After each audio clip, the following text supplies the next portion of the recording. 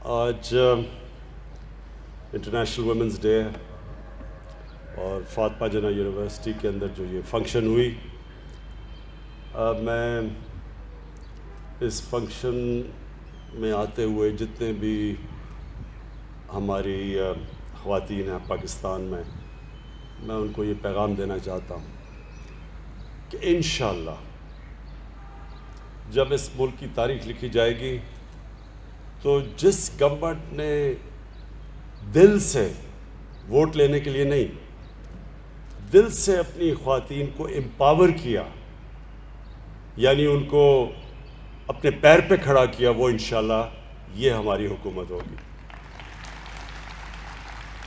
سب سے پہلے میں آپ کو ایک بہت عظیم مسلمانوں کا اسکالر تھے جن کو ابن خلدون کہتے تھے، یہ ماڈرن ہسٹری کے باپ سمجھے جاتے ہیں۔ آج سے 800 سال پہلے انہوں نے ایک بات کہی تھی، انہوں نے کہا میں نے جتنی بھی قرآن شریف کا مطالعہ کیا ہے، میں ایک نتیجے پہ پہنچا ہوں کہ اللہ نے انسان کو دنیا میں بھیجا ہی ایک مقصد کے لیے، اور وہ ہے کہ اس کی زمین پہ انصاف قائم کرنا۔ یعنی اس انصاف کو اس نے عبادت کا رتبہ دیا۔ تو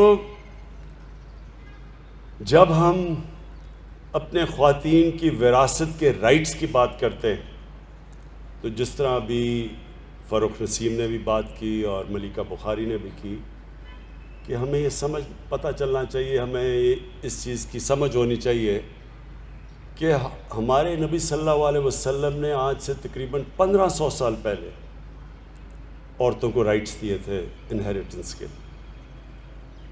اور یہ 1920 میں یورپ کے اندر اور برطانیہ کے اندر تب عورتوں کو انہیریٹنس رائٹس ملنے شروع ہوئے تھے۔ لیکن مجھے افسوس سے کہنا پڑتا ہے کہ اس چیز کے باوجود پاکستان میں اکثر خواتین کو ان کے رائٹس نہیں ملتے۔ میرا حلقہ میاں والی، تو میں جب میاں والی کے اندر دیہاتی حلقے میں پھرتا تھا تو وہاں تو کوئی تصور ہی نہیں تھا کہ عورتوں کو ان کا حق دینا جائیداد کے اندر۔ وہ تو یعنی میں نے ان کو کئی دفعہ کہا کہ یہ تو اللہ کا حکم ہے، لیکن وہاں تو کوئی تصور ہی نہیں تھا۔ اور بدقسمتی سے یہ ہماری جو ٹریڈیشن آئی ہے یہ ہندوستان سے آئی ہے کہ جس طرح ابھی بات کی گئی کہ عورتوں کو تو جب آدمی خامد مرتا تھا تو کئی 100 سال پہلے ان کی تو ٹریڈیشن یہ تھی کہ عورت ساتھ اس کو مار دیتے تھے، وہ جل جاتی تھی، اسے جلا دیتے تھے، ستی کر دیتے تھے۔ آدمی جب جاتا تھا تو وہ جب لوگ مسلمان بھی ہوئے تو یہ ذہنوں میں یہ پرانا وہ جو سسٹم رہ گیا کہ عورت تو ایک پراپرٹی ایک آدمی کی کنسیڈر کی جاتی تھی۔ تو لہٰذا اس وجہ سے یہ ہمارے ابھی انہوں نے جو فاروق نسیم نے بات کی، آپ جس طرح ساؤتھ چلے جائیں، جو فیوڈل سسٹم ہے، یہ فیوڈل سسٹم کے اندر عورتوں کو رائٹس نہیں ہیں، اور اس لیے یہ ہم نے قانون تو بنا دیا، لیکن اب یہ سارے معاشرے نے اس کو امپلیمنٹ کروانا ہے۔ اس کے اندر ایڈمنسٹریشن کا بھی کام ہے، اس کے اندر ہماری خواتین کا آپ سب نے شعور پیدا کرنا ہے۔ آپ پڑھی لکھی ہیں، آپ کے اوپر زیادہ ذمہ داری ہے کہ آپ شعور پیدا کریں کہ یہ اب قانون اجازت دیتا ہے ہمیں انفورس کرنے کے لیے۔ تو یہ ایک تو مجھے اس کی بڑی خوشی ہوئی، کیونکہ میں ہمیشہ سوچتا تھا کہ اللہ نے کبھی موقع دیا تو سب سے پہلے میں کوشش کروں گا کہ اپنی خواتین کو امپاور کریں، ان کا رائٹ ہے انہیریٹنس کا۔ اس کے ساتھ بڑی میں نے دکھ بھری کہانیاں بھی سنی ہیں کہ آدمی دوسری شادی کرتا ہے، بیوی کو گھر سے نکال دیتا ہے، بیوی کا کوئی رائٹ نہیں ہوتا، کئی دفعہ بچے بھی لے جاتا ہے.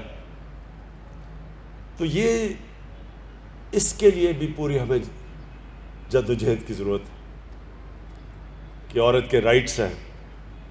ڈیورس کے اندر عورت کو رائٹ دینا پڑتا ہے, اس کے حقوق ہیں, اور اس کے لیے بھی ہمیں انشاءاللہ جیسے جیسے شعور بڑھتا جائے گا یہ بھی ہم انفورس کریں گے.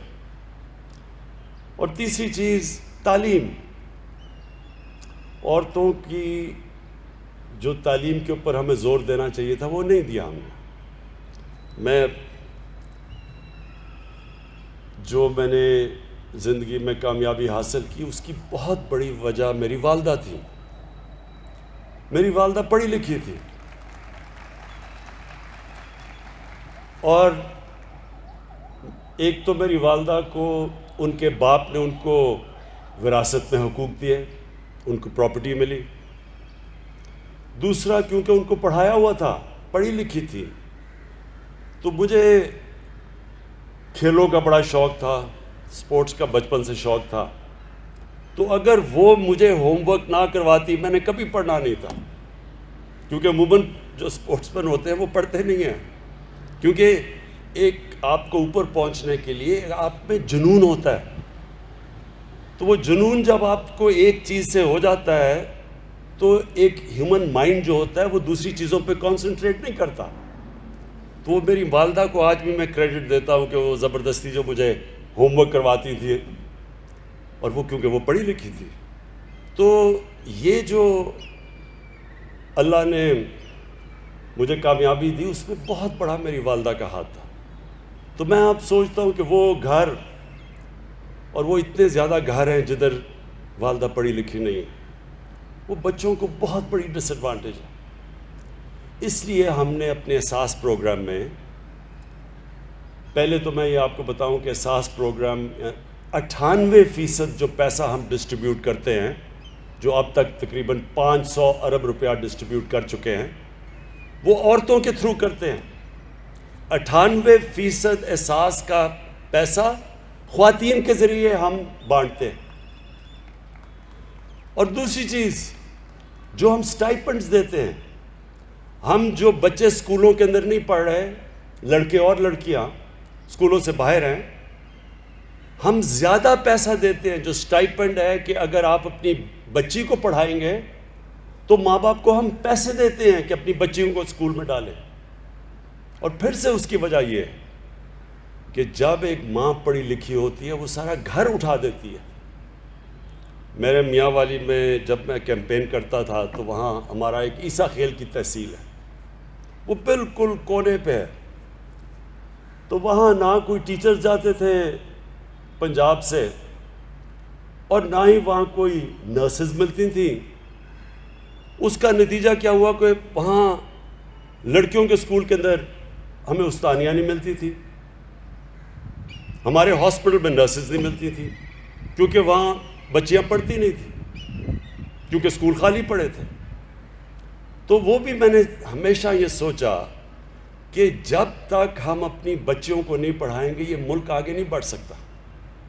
تو اس لیے ہم نے اسکالرشپس کے اندر, اور جو ہماری جو اوور آل اسکالرشپس ہیں 40% لڑکوں کے لیے ہے, 60% لڑکیوں کے لیے.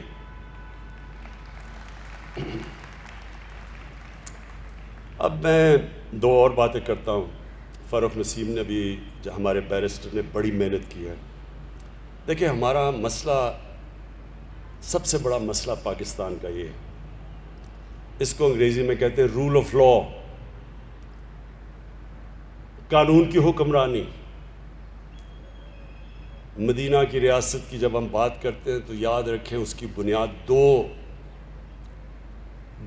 پلرز, 2 اصولوں کے اوپر رکھی گئی تھی. میں اس لیے چاہتا ہوں کہ آپ کو یہ پتہ ہونا چاہیے, آپ اس ملک کے شہری ہیں جو اسلام کے نام پہ بنا تھا. باقی کوئی ملک دنیا میں اسلام کے نام پہ نہیں بنا.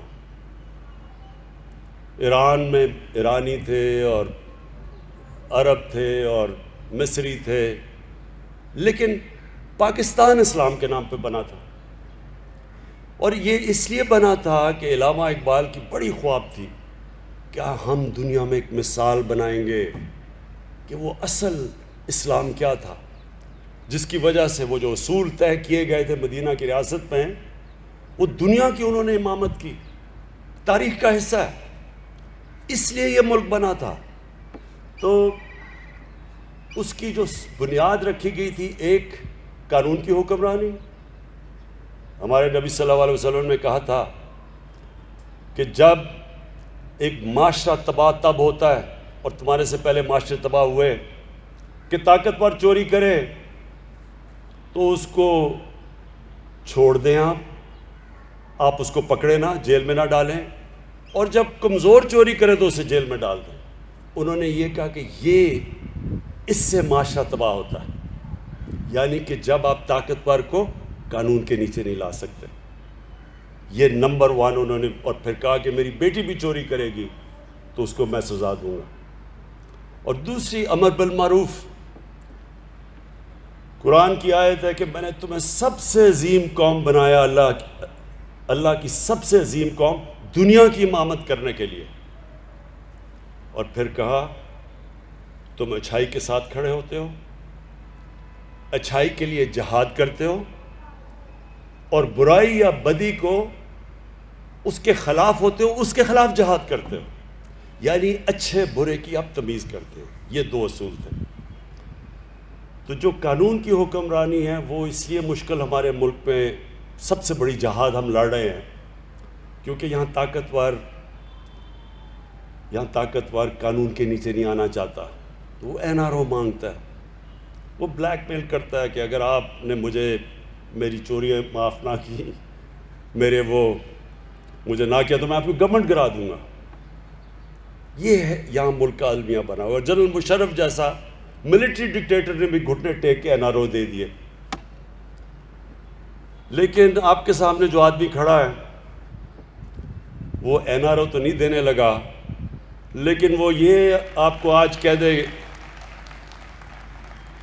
کہ وہ جب تک زندہ ہے ان کو NRO نہیں دے گا، جہاد لڑے گا ان کے اگینسٹ، کیونکہ اس میں میرے ملک کی بہتری ہے۔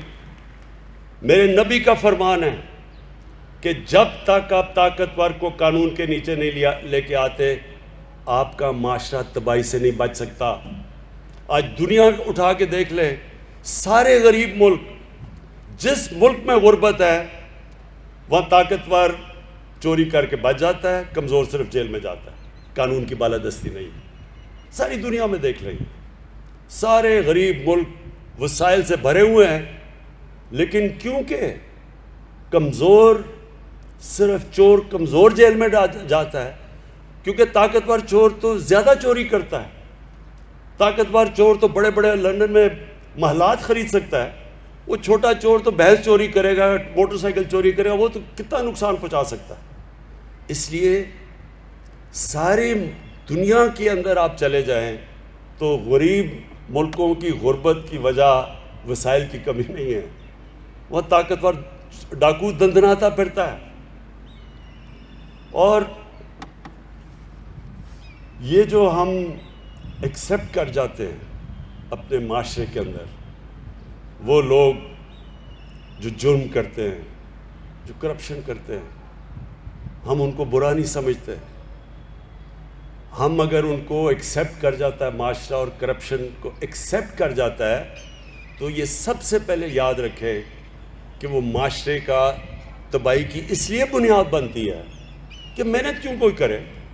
اگر میں چوری سے پیسہ بنا سکتا ہوں تو میں کیوں آپ کی طرح محنت کروں، میں پڑھوں، میں اپنے زندگی کے 14 سال پڑھائی میں گزاروں، پھر میں 10-10 9-9 گھنٹے محنت کروں، کام کروں، جبکہ ایک آدمی نہ کام کرے نہ کچھ کرے اور چوری کر کے ڈاکہ مار کے امیر ترین بن جائے، وہ معاشرہ نہیں چلتا۔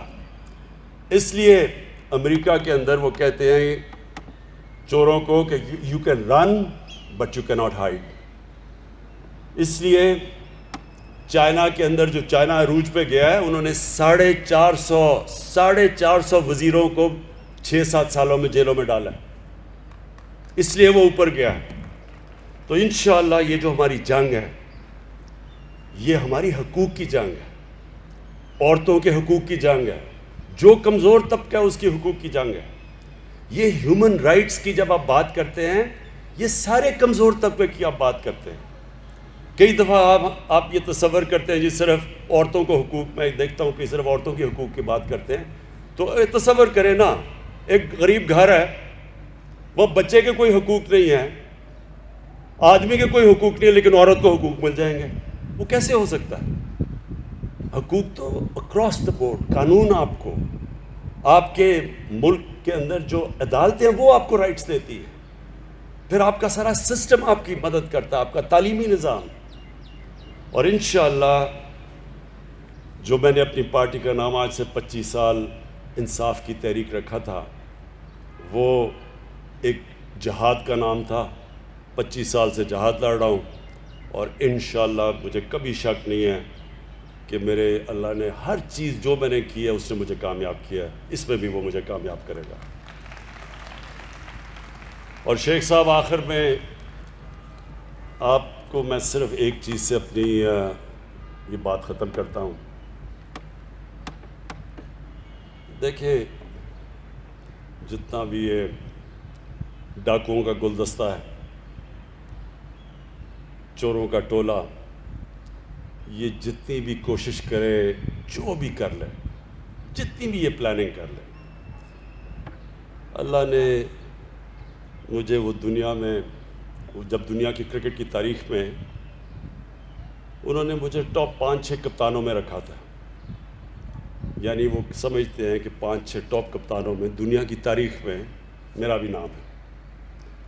تو جو کپتان ہیں، شیخ صاحب یہ یاد رکھیں، کپتان جب میچ کھیلتا ہے نا تو وہ اپنے مخالف کی ہر چیز کے لیے تیار ہوتا ہے کہ اگر وہ ٹاس جیتے گا تو میں کیا کروں گا، میں ٹاس جیتوں گا تو میری ٹیم کیا ہوگی، وہ اگر وکٹ تیز بلائے گا تو میں کون سی بولنگ کھلاؤں گا. یعنی ہر چیز کی، یہ جو بھی مخالف میرے ہیں، یہ چوروں کا ٹولہ، ڈاکوؤں کا پلندہ، گلدستہ، یہ جو بھی کریں گے شیخ صاحب، میں ان کے لیے تیار ہوں. شکریہ.